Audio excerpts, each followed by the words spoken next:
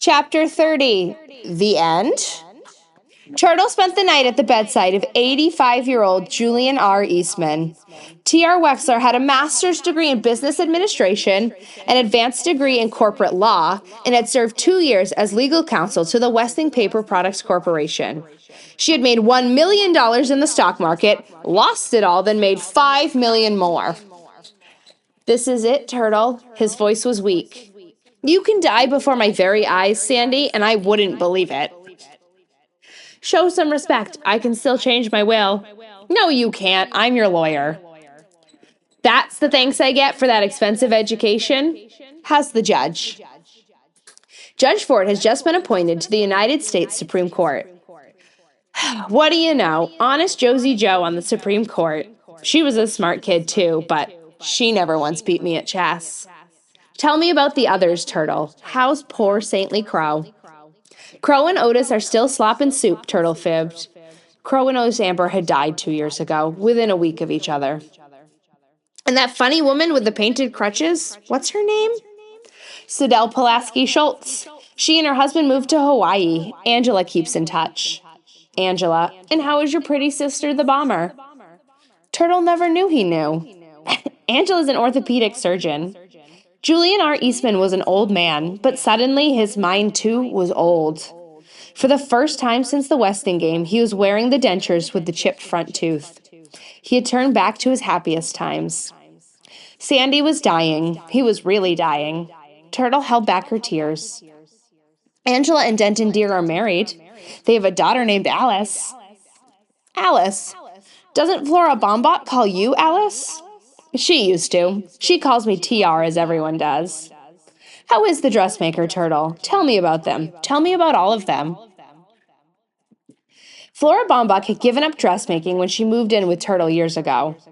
Baba is well. Everyone is well. Mr. and Mrs. Theodorakis, remember they had the coffee shop in Sunset Towers? They retired to Florida. Chris and his wife Shirley teach ornithology at the university. They're both professors. Chris discovered a new subspecies on his last trip to South America. It's named after him, the something Christos parrot. The something Christos parrot, I like that. And the track star, has he won any more medals? 2 Olympic golds in a row. Doug is a sports announcer on television. And how is Jimmy Who's invention going? I gave him the idea, you know. It looks like a real winner, Sandy. Mr. Who, too, was dead. Sunny Who finally made her trip to China, but returned to carry on the business. And tell me about my niece, Gracie Winclopple. Does she still think she's a decorator? Mom went into the restaurant business, has a chain of 10.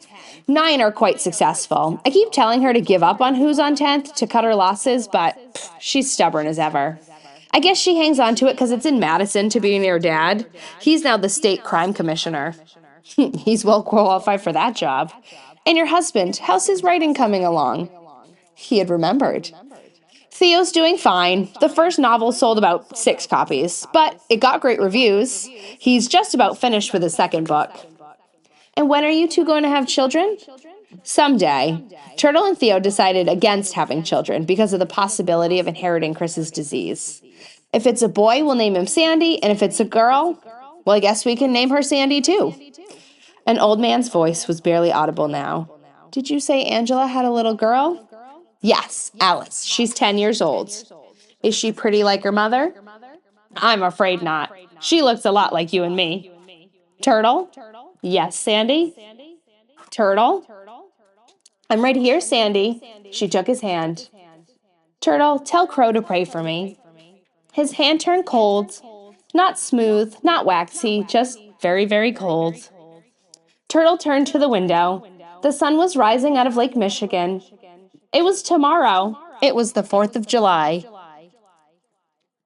Julian R. Eastman was dead, and with him died Wendy Winclopple, Samuel W. Westing, Barney Northrup, and Sandy McSuthers.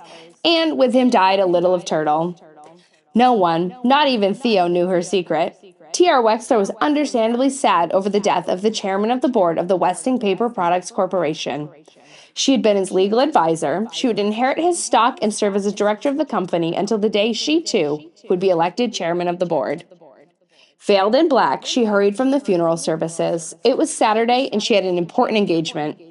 Angela brought her daughter Alice to the Wexler Theodorakis mansion to spend Saturday afternoons with her aunt. There she was, waiting for her in the library. Baba had tied red ribbons in the one long pigtail down her back. "Hi there, Alice," T.R. Wexler said. "Ready for a game of chess?"